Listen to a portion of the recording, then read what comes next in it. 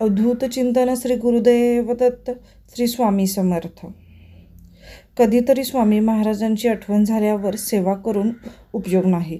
त्यापेक्षा दररोज 11 माळी श्री स्वामी समर्थ हा मंत्र आणि क्रमशः 3 अध्याय श्री स्वामी चरित्राचे पठण करणे हे नित्यसेवा जो करतो त्याचा योगक्षेम स्वामी महाराज चालवतात.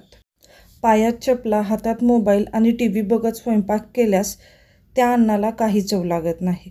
त्यापेक्षा मुखात श्री स्वामी समर्थ नाम घेत स्वयंपाक केल्यास अन्न चविष्ट बनते आणि 4 माणसे आली तर अन्नाचा पुरवठा होतो. विना केमो, विना शस्त्रक्रिया आणि विना वेदना कॅन्सरमुक्त जीवन जगण्यासाठी रानभेंडी, सप्तरंगीची मुळी आणि वेखंड यांचा अवश्य वापर करावा. गुरूची सेवा केल्याने केवळ पुस्तकी ज्ञान मिळत नाही तर जीवन जगण्याची कला साध्य होऊन त्याचबरोबर परमात्मा प्राप्तीचा मार्ग सुकर होतो.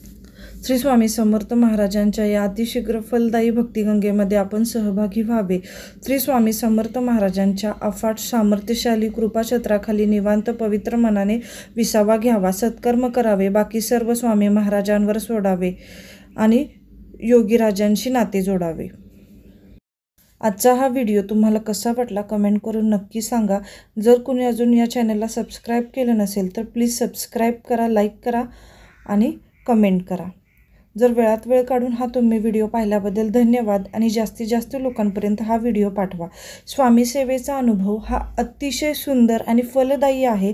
प्रत्येकाने तो अनुभवावा अशी माझी इच्छा आहे. श्री स्वामी समर्थ.